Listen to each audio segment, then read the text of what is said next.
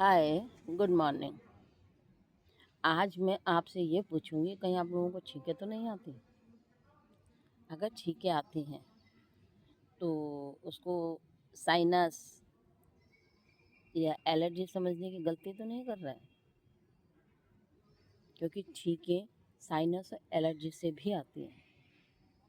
और लेकिन अधिकतर महिलाओं को छींकें आने का कारण उनका नज़ला होता है। नज़ला जो बहुत पुराना हमारा जुकाम हो जाता है, बॉडी जो हमारी कफ वायु पित्त से बनी है, अगर उसमें कफ की मात्रा ज़्यादा है और उतने ज़्यादा मात्रा में कफ बाहर नहीं निकल रहा है तो उसे नज़ले के रूप में हमारे शरीर में वो जमा होने लगता है। जितना भी कफ है वो रेशे के रूप में हमारी बॉडी के अंदर ही रहता है। और वही रेशा जब गर्दन पे जाता है तो वो सर्वाइकल की प्रॉब्लम खड़ी करता है। जब वो आँखों पे आता है तो आपके चश्मे का नंबर बढ़ा देगा। जब वो आपके सिर पे चढ़ जाता है तो वो माइग्रेन की समस्या खड़ी करता है। कानों में जाता है तो कान दर्द की समस्या खड़ी करेगा। आपके जब शरीर से नीचे, गर्दन से नीचे उतरता है तो वो आपको डाइजेशन की प्रॉब्लम खड़ी करेगा। कमर पे जमा होगा तो कमर दर्द होगा, नीचे जाएगा तो आपको घुटने दर्द होंगे, और नीचे जाएगा तो आपके एंगल दर्द होंगे, पंजे दर्द करेंगे, पूरी बॉडी बर्बाद हो जाएगी। ना हाथ उठेगा ना पैर उठेगा। नज़ला बहुत बुरी चीज़ है, बहुत बुरी बीमारी है। अब इनको पहचानेंगे कैसे? क्योंकि छींकें तीनों में आती हैं। साइनस में भी छींकें आती हैं, आपको एलर्जी से भी छींकें आएंगी, और आपको नज़ले से भी छींकें आती हैं। अब इनको पहचानने का सिर्फ एक ही तरीका है। जब आप रोशनी में बाहर निकलते हैं, आपको छींकें आ गई। जब आप बाहर धूल उड़ रही है या घर के अंदर भी कारपेट वगैरह झाड़ा जा रहा है, कुछ है, आपको छींक आ गई। घर के अंदर सब्जी वब्जी किसी ने छोंकी, आपके नाक में थोड़ी खुजली सी हुई, आपको छींक आ गई। ये एलर्जी के लक्षण हैं। ये सारे लक्षण एलर्जी के हैं। और साइनस के लक्षण हैं कि उसमें भी छींकें आएंगी। जब आप सो के उठेंगे तो आ जाएंगी, लेकिन नहा के आएंगे तो भी हो सकता है आ जाएं, क्योंकि उसमें नाक में हड्डी बढ़ती है। जब आपकी हड्डी टेढ़ी हो गई हो या नाक में आपका जो मांस है वो मांस बढ़ गया हो, प्रॉपर तरीके से आपकी जो सांस है, जो ऑक्सीजन है, वो प्रॉपर आप नहीं ले पा रहे हैं, तो वो साइनस है। जिसकी वजह से आपको छींकें आ रही हैं, वही आपकी साइनस की प्रॉब्लम है। लेकिन नज़ले की प्रॉब्लम सोते जागते उठते बैठते हर वक्त आएगी। रोशनी देखेंगी तब भी आएगी, नहीं देखेंगे तब भी आएगी। सारा दिन आप छींकते रहेंगे, और इस छींकने की वजह से लंग्स में पानी बन जाता है। तो इसीलिए इन सब से बचने के लिए आपको क्या करना है, जो मैं आपको एक्सरसाइज बता रही हूँ, प्राणायाम बता रही हूँ, आप सब वो कीजिए। मेरे चैनल को सब्सक्राइब कीजिए, मेरे चैनल को लाइक कीजिए, कमेंट कीजिए, और हो सके तो उसे शेयर भी कीजिए, ताकि मेरी हर आने वाली छोटी मोटी रोज़मर्रा की जो समस्याएं हैं उनकी हर आने वाली वीडियो आप तक पहुंच सके। आइए मैं आपको दिखाती हूँ। देखिए, कफ वायु पित्त, ये तीनों स्थान कफ वायु पित्त के हैं। गले में हमारा कफ का स्थान है, चेस्ट में हमारा पित्त का स्थान है, पेट में हमारा वायु का स्थान है। तो इन तीनों को शरीर के अंदर बैलेंस बना रहे, ना कफ ज़्यादा हो, ना वायु, ना पित्त, तो उसके बैलेंसिंग के लिए ये त्रिकोण आसन है। इस त्रिकोण आसन को अगर आप रोज करेंगे तो आपके कफ वायु पित्त तीनों बैलेंस रहेंगे।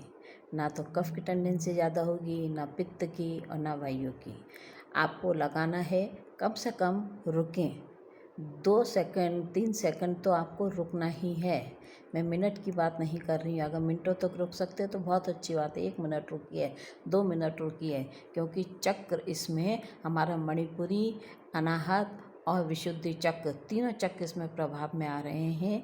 उनको अपना काम करने में वक्त लगेगा, एक्टिव होने में वक्त लगेगा, इसलिए रुकिए, तब आपकी ये कफ वायु पित्त वाली प्रॉब्लम शरीर से दूर होगी। रोज़ करना है। हाथ को ऐसे पीछे लेकर जाना है, कान के पीछे आपको अपने आर्म्स को लगाना है।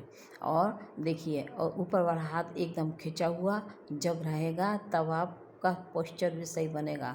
आप साइड में आराम से झुक पाएंगे। पैरों को ज़्यादा से ज़्यादा खोलें, ऊपर वाले हाथ को खींच के रखें, उसे मुड़ने ना दें। ये इसका सही पोस्चर है, तब आपकी तीनों चीज़ें बैलेंस में रहेंगी। अब आता है आपके गले में जो बलगम ज़्यादा बनता है, टॉन्सिल्स हैं, उनको दूर करने के लिए आपको गर्दन की एक्सरसाइज रोज़ करनी ही करनी है। इससे आपका सर्वाइकल भी ठीक होगा और आपका थायराइड भी ठीक होगा। आपको गर्दन की इस तरह से क्लॉकवाइज फिर एंटी क्लॉकवाइज आपको गर्दन को घुमा के करना है। लेकिन जब हम कफ की बात कर रहे हैं तो आपको ये खड़े होकर करना है, बैठ के नहीं करना है। खड़े हो जाइए और इस तरह से करते रहिए ताकि ऊपर से जो भी कफ हमारा शरीर के अंदर जमा है वो टूट के नीचे की तरफ आएगा और मोशन या यूरिन के थ्रू वो आपकी बॉडी से बाहर हो जाएगा, या कफ के रूप में मुंह से भी वो बाहर हो सकता है। यहाँ पर जिनको शोल्डर फ्रीज, जिनका कंधा फ्रीज हो जाता है, या वो इस एक्सरसाइज को करेंगे तो कंधे में जितना भी रेशा उनका जमा है वो खुलने लगेगा। सिर में जिनको माइग्रेन की प्रॉब्लम है, सिर का रेशा निकालने के लिए आपको दोनों पैरों को जोड़ के इस तरह से आंखें बंद करके खड़े हो जाना है और ओम का जाप करते रहना है। ओम ओम ओम, इसका जाप करते रहें। जो ओम की जो वाइब्रेशन है वो आपके माइंड तक पहुंचेगी और माइंड के रेशे को वहाँ से तोड़कर वो नीचे की तरफ फेंकेगी। ब्लड सर्कुलेशन प्रॉपर तरीके से आपका होता रहेगा। तो आपको माइग्रेन की समस्या से भी अगर आपको ठीक होना है तो आपको मेडिटेशन करना है और ये करना है। अब हम आते हैं घुटने में जो रेशा जमा है उस रेशे को तोड़ने के लिए आपको क्या करना है। एंगल में भी जो रेशा जमा है उसे भी अब हम हटाएंगे, तो उसके लिए भी एक्सरसाइज है। आपने जो करना है खड़े होकर करना है, बैठ के ही नहीं करना है। खड़े होके इस तरह से, अगर आप सीनियर सिटीज़न हैं या 70 साल के हैं और चाहते हैं करना तो किसी चीज़ को पकड़ के करें, और नहीं तो अगर इस तरह से बैलेंसिंग करके कर सकते हैं तो आराम से आप बैलेंसिंग करके करिएगा। इससे आपके घुटने और एंगल में जितना भी रेशा है वो टूटेगा। कमर में जिनका रेशा है, जिनके कमर में बहुत ज़्यादा दर्द होता है, उनको डेली अपनी कमर को घुमाना है, पूरा राउंड करना है, clockwise anti clockwise, clockwise anti clockwise. इससे हमारी जितनी भी यहाँ की पेट की नसें हैं वो सारी की सारी अंदर उसकी मालिश होती है और उनके बीच में फंसा हुआ जितना भी रेशा है वो सारा आपके यूरिन के थ्रू या आपके मोशन के थ्रू पास आउट हो जाएगा। लेकिन आपको ये करना है, रोज़ करना है, कम से कम नहीं तो 10-10 आवृत्ति, 15-15 आवृत्ति से कम ना करें। शरीर में बीमारियों को आने के लिए जितने साल दिए हैं कम से कम उतने घंटे उन बीमारियों को जाने के लिए आपको रोज़ देने पड़ेंगे। इस तरह से साइड में जो दर्द होता है, साइड में जितना रेशा फंसा है वो निकलेगा। इससे आपके यहाँ के टायर भी कम होंगे, फैट भी कम होगा और रेशा भी आपका अंदर से टूट के बाहर निकल जाएगा। थाइस के जोड़, जिनके थाइस के जोड़ हैं, थाइस के जोड़ को खोलने के लिए या घुटनों के जोड़ों में जो भी रेशा है उसके लिए, एंगल के लिए, इसमें तीनों जगह का आपका रेशा खुलेगा। तो उसके लिए आपने एक कुर्सी आसन भी करना है। अब आपने क्या करना है, ये कंधे से ज़्यादा, ये कंधे के बराबर आपको पैरों को खोलना, इस तरह से मलासन में आपको बैठ जाना है ताकि आपकी पेल्विक नसों में इधर यूरिन के पोर्शन में जितना भी रेशा जमा है वो सारा की सारा टूटेगा और यूरिन के थ्रू बाहर पास आउट हो जाएगा। अब हम करने जा रहे हैं घुटने और एंगल के लिए। ये घुटने और एंगल के लिए अब ये हमें बैठ के करनी है। जो लोग खड़े होकर नहीं कर सकते हैं वो बैठ के आराम से करें। ध्यान से देखिएगा, इस तरह से आप जब पैरों को आगे पीछे आगे पीछे आगे पीछे आगे पीछे करेंगे, घुटने, थाइस और एंगल तीनों से रेशा आपका बाहर टूटेगा। टूटना शुरू होगा, दर्द आपके ठीक होंगे। इस तरह से पैरों को आगे पीछे करते चले जाएं। जिनके एंकल सूज जाते हैं, एंकल में दर्द होता है, एड़ियों में दर्द होता है, ये इस तरह से आपको करना है। पीछे हाथों को टिकाएं और अपने हिप्स को थोड़ा सा ऊपर उठाएं और पंजे टिका दें। ये हम ऐसे कोण आसन भी करते हैं, लेकिन उसमें बॉडी एकदम स्ट्रेट सीधी होती है, इसमें हमारे घुटने मुड़े हुए हैं। इस तरह से आपका सारा रेशा टूट के बाहर आ जाएगा। अब जिनके कोहनियों में रेशा है, कोहनियों में दर्द होता है, हाथ मोड़ने में दर्द होता है, वो इस तरह की एक्सरसाइज करें।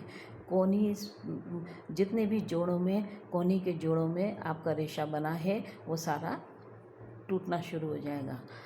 कलाइयों में जो जमा है वो भी निकलेगा, उंगलियों में जो जमा है वो भी निकलेगा। कहने का मतलब ये है कि अर्थराइटिस की जितनी भी प्रॉब्लम है वो भी नज़ले के कारण ही होती है। सफ़ेद बालों का जल्दी से जमा होना, सफ़ेद बालों का होना भी नज़ले का ही एक कारण है। तो इसीलिए नज़ले को हमें अपने शरीर से बाहर निकालना है। ये यहाँ पर भी जमा हो जाता है, सिर में दर्द होता है, आँखों में दर्द होता रहता है, क्योंकि यहाँ पर सारा के सारा रेशा फंसा हुआ है। आँखों से अब आपको ये कपालभाति करना है, ताकि आपकी ये जो नाक घुटी रहती है ना, है ना, यहाँ पर ऑक्सीजन जाए। अगर आप कपालभाति नहीं कर पा रहे हैं, क्योंकि बीमारी में कपालभाति नहीं हो सकता है, अगर आप कपालभाति नहीं कर पा रहे हैं, आपकी नाक घुटी हुई है, तो आप भस्त्रिका कीजिए। भस्त्रिका में सांस को घेरा लंबा लेना छोड़ना, लेना छोड़ना, लेना छोड़ना, लेना छोड़ना, लेना छोड़ना, लेना छोड़ना। पहले अंगूठा बंद करें, एक नासिका से लें छोड़ें, फिर दूसरी से लें छोड़ें, इस तरह से करते रहें। आँखों के आसपास जितना भी रेशा जमा है उसके लिए आपको आँखों की एक्सरसाइज करनी है, क्लॉकवाइज एंटी क्लॉकवाइज, तब जाके आप ठीक हो पाए। हाय, जो मैंने आपको अभी वीडियो में दिखाया है कि नज़ले की वजह से आपको छींकें आती हैं, तो आँखों का रेशा हटाने के लिए पतंजलि पे जाइए, वहाँ पे आई कप आते हैं, उससे अपनी आँखों को धोइएगा। और वहाँ पे लोटा आता है जल नेति करने वाला, यहाँ से जल डलेगा, यहाँ से निकलेगा, उसके लिए भी वो लोटा आपको मिल जाएगा पतंजलि पर। और एक रबड़ नेति होती है, लेकिन रबड़ नेति आप जब कीजिए जब आपके सामने कोई कोच खड़ा हो, बिना कोच के मत करना, तो गले में खराश शुरू हो जाएगी। बाकी जो मैंने आपको एक्सरसाइज वगैरह बताई हैं, जो आपको सिंह गर्जना वगैरह बताई हैं, वो सब आप करते रहिएगा, बट जल्दी ठीक हो जाएंगे। नमस्कार।